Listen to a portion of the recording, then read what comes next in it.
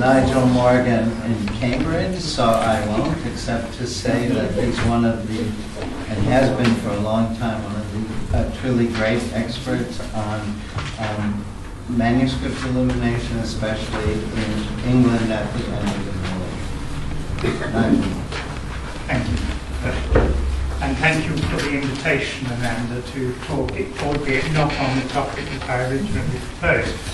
Veronica images in England circa 1240 to circa 1280. The largest number of early so-called Veronica images surviving from any European country are those from the period 1240 to 1280 in England.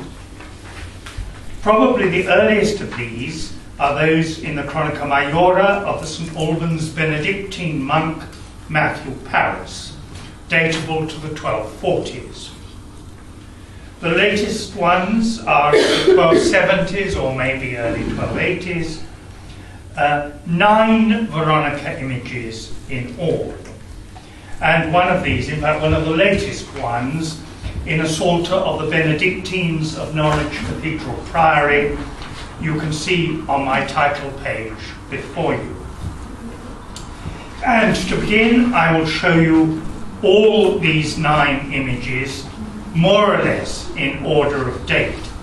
You have a handout where they're listed, which I hope you all have, so you can refer for details which I'm not going to give about manuscript numbers, usually in the lecture.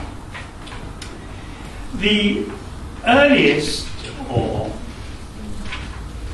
among the earliest, of these images, 2 by Matthew Paris. This is the first one, on a page of coloured drawings in the first volume of his Chronicle, covering the period up to 1188, Corpus Christi Cambridge Manuscript 26. Probably produced in the early to mid 1240s.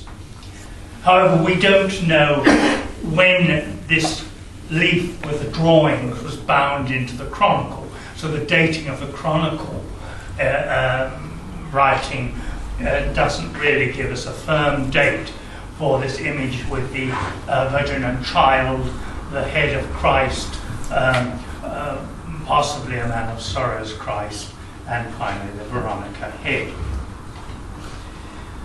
These 3 drawings were probably carefully copied from paintings or drawings, perhaps from wall or panel paintings, rather than manuscripts.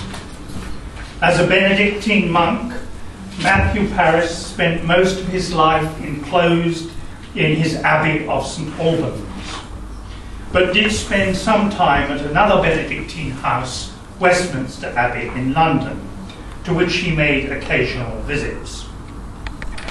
I'm inclined to believe that these drawings may be copies of works of art that he saw on one of these visits to Westminster Abbey. The other version by Matthew Paris of the Veronica head of Christ, and here you see the first one and the second one beside each other, differs in several features from the coloured drawing in the first volume of his Chronicle. This is in the second volume of the Chronica Majora, which covers the period from 1186 to 1253. The head of Christ is on a separate piece of vellum pasted into the Chronicle, but obviously purpose-made because it is approximately in size the column width of the text. It accompanies the annal for the year 1216, in which Matthew records Pope Innocent, that is Innocent III, carried the image of the face of the Lord, which is called the Veronica, from the Church of St. Peter to the Hospital of the Holy Spirit. That having been done, the effigy, while standing in its place, turned around upon itself, and was reversed in such a way that the forehead was below and the beard above. Very much taken aback, the Pope sadly believed that a foreboding prophecy had occurred. And in order that he might be reconciled to God, on the advice of his brothers, he composed an elegant prayer in honor of this effigy called the Veronica. This prayer, or office as in fact it is, it's a bit like a memorial in the Book of Hours, begins on the third line below the image, below the rubric, below the image. And indeed only part of the first versicle is given in a highly abbreviated form, and if I would give you the full text, only those in your front can read what that third line says, but I'll give you the full text expanding the Latin. Signatum est super nos lumen vultus tui, Domine Deus, dedisti laetitiam in corde meo. This is Psalm 4, verse 7. The light of your countenance is signed upon us, O Lord God. You have given gladness in my heart. And then there is later on a prayer, presumably the prayer that Innocent III composed. It could be concluded that the differences between Matthew's two Veronica heads has to be explained possibly by them deriving from two different pictorial sources. One from a panel or wall painting, the other from a manuscript which contained that text of that office of Innocent III. Now to the image by an artist contemporary with Matthew Paris, but certainly not Matthew Paris himself, although the old literature of the time of M.R. James, the great paleographer, cataloguer, and in a sense art historian, did attribute the drawing to Matthew, but we no longer believe it at all. This image is one of a set of drawings inserted later in a circa 1200 Psalter of the Benedictines, note again of Westminster Abbey. We know this Psalter was still at the Abbey in 1250 when these drawings were inserted, because it was still there in the 14th century. So we have to conclude that this Veronica head, with the accompanying office of Innocent III, which you see below, was definitely drawn at Westminster Abbey in London, Benedictine house. The large D is at the beginning of the prayer, Innocent III. Deus qui nobis signatis lumine vultus tui memoriale tuum Veronicae imaginem sudario impressam relinquere voluiste. O God, who has signed us with the light of your countenance, you have wished to leave in your memory your image impressed on the handkerchief of Veronica. This drawing, with its associated text, must have been copied from a manuscript probably belonging to Westminster Abbey. Note that this Veronica head differs from Matthew Paris's versions in not showing the collar of his tunic. It just shows the neck of Christ and does not show the upper part of the shoulders. This is quite significant.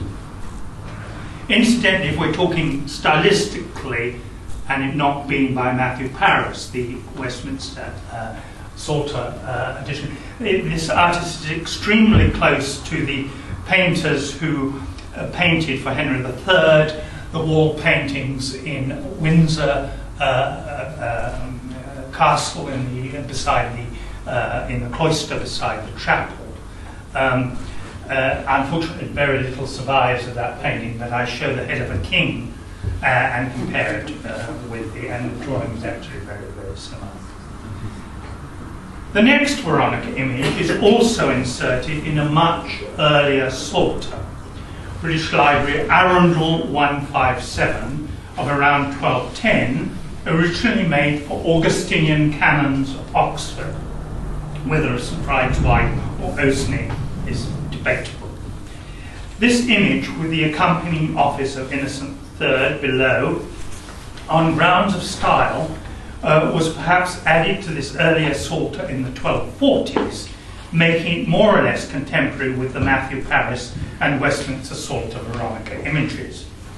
This too has been attributed to Matthew Paris, most notoriously by Suzanne Lewis, who said unmistakably by his hand in her book on Matthew Paris. The very reverse is the case, unmistakably not by Matthew Paris. And indeed, I said that in a publication earlier, and she ignored me. You great friends, she's of mine. It's customary for great friends to contradict each other without ever acknowledging each other's opinion. Also, the iconography differs from that of Paris, the Westminster Psalter images. It shows his full shoulders, and an interesting motif, which might seem trivial, but you see the cloak on the right-hand side actually wraps around his neck. Well, it's the only one that actually happens. And I will come back to that in a second. This may suggest an iconographic origin from just a bust Christ blessing image, which was a common image in mid-13th century English art. Just to repeat again, this image is not associated with Benedictines. It's in a Psalter or Augustinian canon. The next image takes us back to the Benedictines, and it's part of the original decoration of a Psalter made for the Abbot of Evesham Abbey near Worcester, probably datable to the 1250s. And above the image is the prayer Deus qui nobis signatis, the innocent third prayer. And it's the only English Veronica image to have a horizontal rather than a square format. And it is tempting to speculate if this results from the artist having possibly somehow seen the well-known Byzantine version of the Mandylion, which in most cases is in a horizontal format. Oh, I'm sorry for the top slide. It's from one of the earliest examples in Sveti Sofia in Ohrid. And even though I go to Ohrid quite often, I never actually have seen this image or tried to photograph it. But Alexei Lidov dated it to the 11th century campaign decoration, and whether that is right or not, people like her will be able to comment. At Ohrid in Macedonia. The next English Veronica image is in a set of devotional images appended to the Lambeth Palace Apocalypse, manuscript 209 of the 1260s. Probably datable to 1264-7 on the basis of its patron, Eleanor de Quincy, Countess of Winchester, before she married her second husband, Roger de Leybourne, in 1267. This is on heraldic, which she's shown with her shield when she still has the De Quincy bearings. There is no clear Benedictine connection in this case, although there is some slight evidence that the Lambeth Apocalypse may have been made in London. The artist might have known the prototype image of the Holy Face, which I think, as I've been hinting at earlier, may well have belonged to Westminster Abbey. Note that the shoulders and a jewelled collar, like in one of Matthew Paris's images of Christ's garment, are shown. Back to the Benedictines again, with the Veronica image in a Psalter probably of the 1270s, made for the Benedictines of Norwich Cathedral Priory. Certainly before 1278, because the rededication of the cathedral church on September the 24th of that year is not in its calendar. So circa 1270 to 1278 for this one.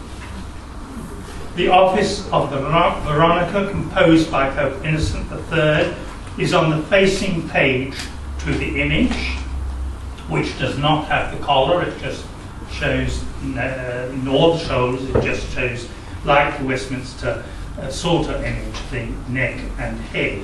And we see on that opposite page, in Anglo-Norman French, the indulgence offered by the Pope for the recitation of the office while contemplating the Veronica image.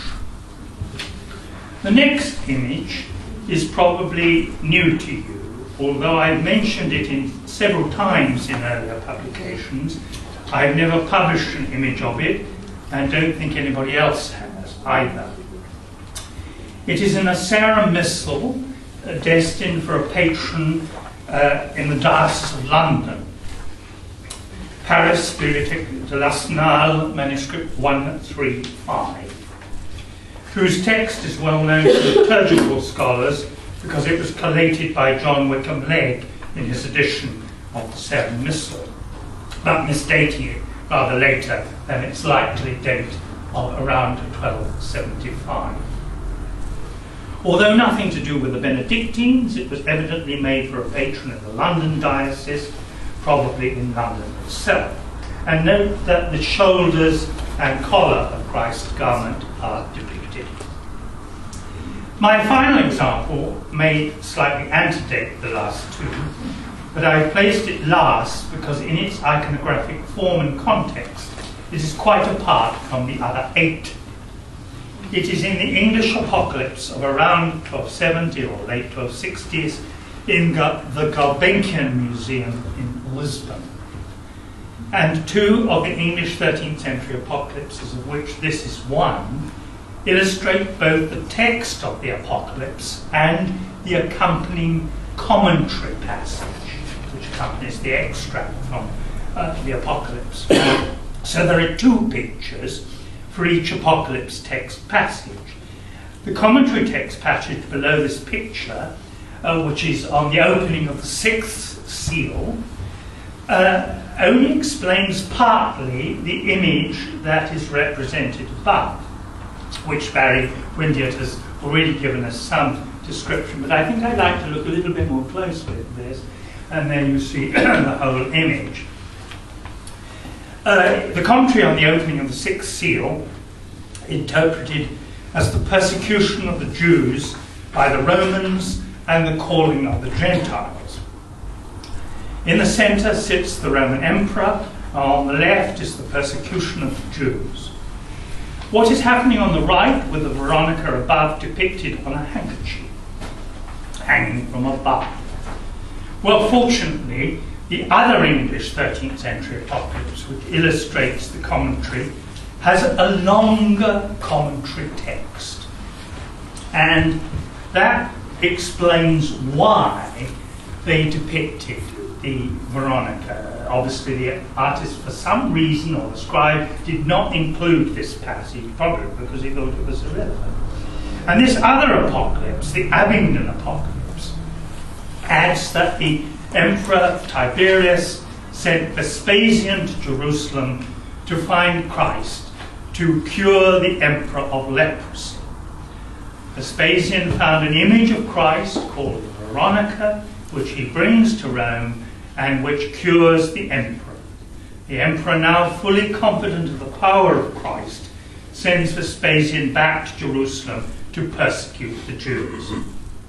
So on the right, the calling of the Gentiles is symbolized by the curing of the emperor and the Romans acknowledging Christ in the Veronica image. It's, of course, our Vindicta Salvatoris story in an extremely garbled version, you might say. Indeed, maybe they sometimes get the name, they put Claudius rather than Tiberius. But I didn't have time to go and check up the exact text in the other manuscript. Where the artist got this image of the Veronica head on the handkerchief from, I just don't know. Perhaps he invented the image, or he may have known some Byzantine source by some means. Although later, 1301 to 2, the only example of the Veronica handkerchief hanging from a beam I know of is in the Annunciation in the church or the chapel of St. Euthemios in St. Demetrius in Thessaloniki, the 1301 to 1302 chapel. And I don't know enough about early Paleolog Annunciation scenes to know whether this is just exceptional or common. If they're a Byzantinists among them, they know this. But at any rate, it is pure speculation as to how they picked up this strange image.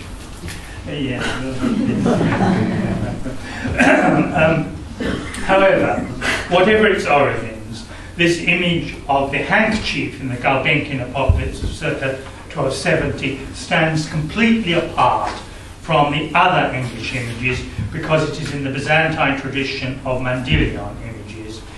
Here, Gradac in Serbia in the 1270s above it, and here the Ochrid example and the Lagodera example of the late 12th century. As a final comment on the Byzantine type of Veronica Mandylion or the Karamion, I must emphasize that apart from this strange Gulbenkian, the non-icon, the Novgorod icon on the left, that apart from this strange Gulbenkian apocalypse image, it was not until the 14th century that, as we've heard from Barry, that England picked up the Mandylion image as here in these icons. The long icon came to the West in the 1240s. So what was the possible origin of the English 13th century so-called Veronica images? Were they just inventions of the artists, or did they derive knowledge from an icon-type holy face image or images from Rome? Through drawings or copies, one knows not. There are clearly iconographic differences between them, suggesting that the different artists made minor or perhaps major iconographic changes from these possible prototypes from Rome. However, they may have reached England. These are the ones with the Matthew Paris ones, the Westminster one in the centre, and the Evesham one and the Lambeth one. Then there's the sort where you get the shoulders and the collar quite prominently displayed here. Could they just be adapting a bust of Christ's blessing, of which you can find countless examples, or the Creator God in the creation scene? Could they just be adapting this from contemporary art? Well, I think probably not, because these images, for one, nearly always show the cloak going round his neck. They are not cut off at the neck collar. No, I don't think the English artists just invented these Veronica images from their standard iconographic vocabulary. They somehow knew a drawing or painting derived from a holy face image in Rome, which had been passed off as the Veronica image. I say passed off as the Veronica image because I think it much more likely that the holy face of the image of the Saviour in the Sancta Sanctorum chapel in the Lateran Palace. Here you see the general view of the Sancta Sanctorum chapel. The image is covered in its present state with a gold and silver metal cover of various dates, but originally of the time of Pope Innocent III. The head of Christ of the actual image is now covered by a canvas or linen head, painted head, which almost certainly bears little or no relation to the head of the actual image underneath, which you can see on the right, and you've already seen it in Herb Kessler's paper. The actual image is in a very decayed state and of uncertain date. The decayed state is hardly surprising because in the annual procession on the Feast of the Assumption, it was sprinkled each year with holy water mixed with basil leaves at some stage in the ceremony, and so most of the paint gradually disappeared from it. The actual figure probably resembles the seated Christ in Sutri, in the woman Sutri. What was the appearance then of the Sancta Sanctorum image in the 13th century after Innocent III had covered it with metal apart from the head point, the head part. And the head of Christ might have been copied in a drawing or some form and taken to England, possibly to Westminster Abbey in London. Fortunately, we have on the left a copy of circa 1300 of the Sancta Sanctorum image in the church of Palombara Sabina, which is the closest we can get to the appearance after Innocent III had covered the main part of the icon with the gold and silver colour, to which subsequently, as you can see on the right-hand side, a ghastly, inappropriate Baroque. You can see here these evangelist symbols on either side are in fact part of the Innocent III's cover.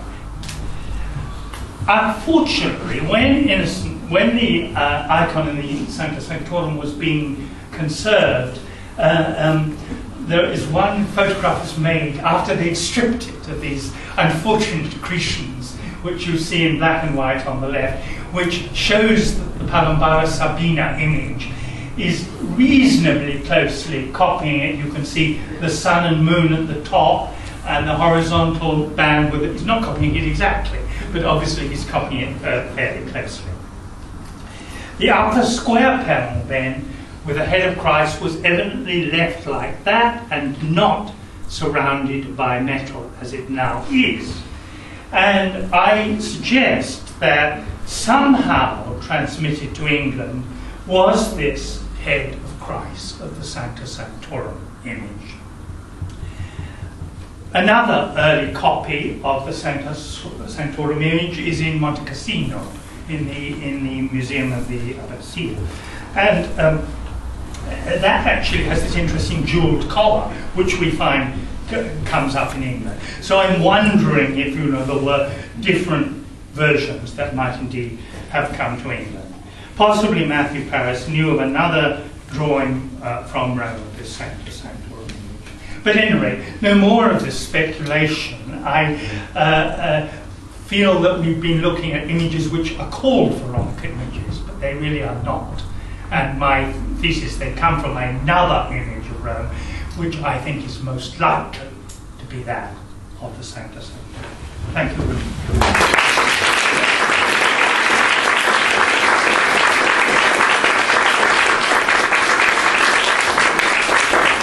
Would you put Gulbenkian for 1 second?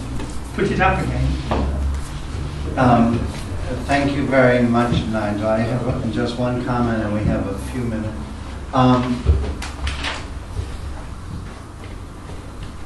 Gulbenkian has this odd feature in which Titus is that one. Titus is actually holding as if it were a Roman bust. You see, he grips Vespasian, according to the English Vespasian. Well, Vespasian was with Titus. No, but this I thought was Vespasian. No, I think, well... In any case, this motif of holding the bust, as it were, as a sculpture in covered hand, and cloth is important, is in the first Abgar image, the first Edessa image, just recently discovered in Egypt, perhaps pre-iconoclastic. And so your instinct of saying some other model, I think, is absolutely on target, but how one could connect these two things. But to me, this is what's fascinating. You call this a handkerchief, it would be an awfully big handkerchief. I think, well, yes, as I said, you must allow artistic license. No, I think this is definitely it's part of the Jewish theme. This is definitely the veil of the temple that they bring to Rome as a relic of the destruction of Jerusalem. And there's the reason I'm pretty sure of that is there's a lot of discussion about Christ's image and the veil. But how would they have known that in in London in 1270? Oh, the texts are ubiquitous that compare Christ It begins, of course, in the Gospels, where the temple curtain is rent at the crucifixion of Christ. But there is a lot of play on that. But the story comes from the Vindictus. Of course, absolutely. But does that elaborate about the point that you were saying? No, not about the temple. No, there we are. Temple curtain. But anyway.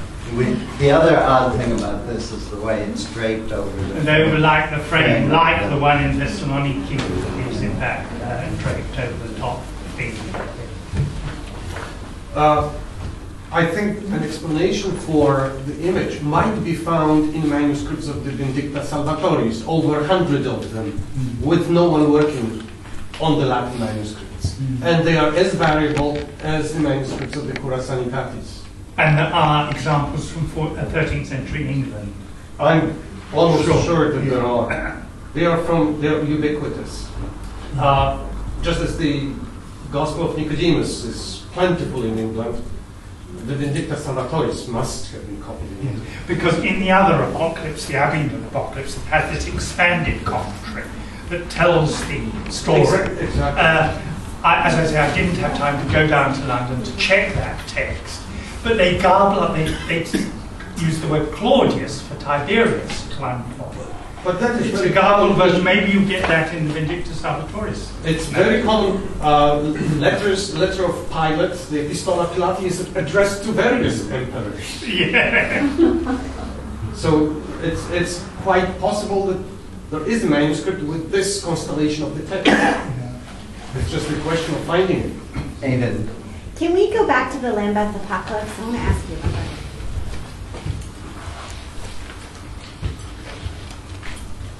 So here, I'm really struck.